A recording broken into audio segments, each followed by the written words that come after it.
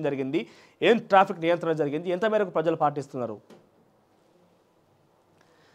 తెలంగాణలో పెట్టుబడులు పెట్టండి 13 దేశాల ప్రతినిధులకు సీఎం ఆతిథ్యం కుతుబ్ షాహీ టూమ్స్ వద్ద విందు పారిశ్రామిక అభివృద్ధికి తోడ్పడాలని సూచన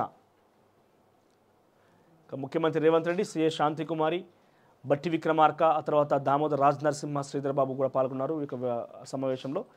ఇక కొత్త విద్యుత్ విధానం నిపుణుల సలహాలు రాజకీయ పార్టీల అభిప్రాయాలను స్వీకరించి రూపొందిస్తాం ఇతర రాష్ట్రాల్లోని విద్యుత్ విధానాలను అధ్యయనం చేసి మెరుగైన పాలసీ తీసుకొస్తాం ముఖ్యమంత్రి రేవంత్ రెడ్డి ప్రకటన కరెంటు కొనుగోలు ఒప్పందాలను వెలికి తీయండి రైతులకు 24 గంటల కరెంట్ ఇచ్చి తీరాల్సిందే ఇక గృహ అవసరాలకు 200 యూనిట్ల ఉచిత విద్యుత్తు సరఫరాకు అవసరమైన చర్యలు తీసుకోండి తక్కువ ధరకు దొరికే చోటున విద్యుత్ కొనండి అధికారులతో సమీక్షలో ముఖ్యమంత్రి రేవంత్ రెడ్డి ఆదేశం ఇప్పటికే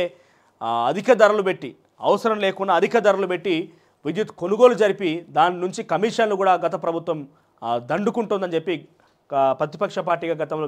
కాంగ్రెస్ పార్టీ ఆరోపణ చేసింది మరి ఆరోపణ తగ్గట్టుగా విచారణ చేపడతాం ఎంత మేరకు 2014 చిరుమూడు వరకు కొనుగోలు జరిగింది ఎన్ని కోట్ల రూపాయలు వెచ్చించి కొనుగోలు చేసిర్రు దాని నుంచి ఎంత ఆదాయం వచ్చింది ఎంత మేరకు కమిషన్ రూపంలో పోయినాయి రకరకాలుగా అన్వేషణ చేసేందుకు సీఎం రేవంత్ రెడ్డి ఆదేశాలు జారీ చేసిండు కొత్త పాలసీ తీసుకొచ్చేందుకు ప్రయత్నం చేస్తున్నారట మరి కొత్త పాలసీలో భాగంగా 200 యూనిట్ల ఉచిత కరెంటుకు సంబంధించి ప్రజలకు ఇస్తాన హామీ మేరకు ఏ రకంగా తీర్చుతారో మొత్తం చూడాలి ఇక నేవీ రేడార్ నిర్మాణానికి పచ్చ జెండా పూడూరులో ఏర్పాటుకు సీఎం రేవంత్ రెడ్డి అంగీకారం రిజర్వ్ ఫారెస్ట్లో 2934 ఎకరాల ఇస్తామన్న సీఎం ఇక అంతకుముందు రేవంత్తో భేటీ అయిన నేవీ ఆఫీసర్లు 2500 కోట్ల రాడార్ నిర్మించనున్న నౌకదళం త్వరలోనే రాడార్ నిర్మాణ పనులు ప్రారంభమన్న సీఎంఓ ఇక టీఎస్పీఎస్ సభ్యుల రాజీనామాలకు సంబంధించి ఆమోదం గురించి ఒక వార్త ఇక్కడ ఏం చెప్తున్నారు ఈ వ్యవహారంలో జాప్యం లేదన్న గవర్నర్ కొత్త చైర్మన్ నియామకానికి తొలగిన అడ్డంకి ఐఏఎస్ లేదా ఐపీఎస్ టీఎస్పీఎస్సీ పగ్గాలు సభ్యులుగా వివిధ రంగాల నిపుణులకు ఛాన్స్ ఇక దేశంలో ఎవరు కూడా కేసీఆర్లా కష్టపడలే ఎందుకు కష్టపడలే స్వాతంత్ర సమరయోధుడు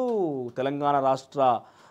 ఉద్యమంలో పాల్గొన్న వ్యక్తి గాంధీ గారును కేసీఆర్ గారు అప్పుడు ఆ కాలంలో స్వతంత్ర ఉద్యమంలో పాల్గొన్న సమయంలో చాలా తీవ్రమైన కృషి ఆయనది దేశంలో ఎవరు కష్టపడలే అంతగానం స్వాతంత్రం తీసుకోవడం కోసం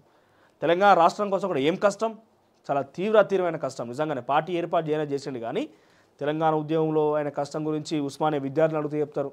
ఉద్యమకారులు మా గద్దరన్న ఈరోజు మన ముందు లేరు కానీ గద్దరన్న చెప్పేవాడు ఈరోజు గాద ఇన్నయ్య ఇప్పటికైనా మనం సంప్రదించి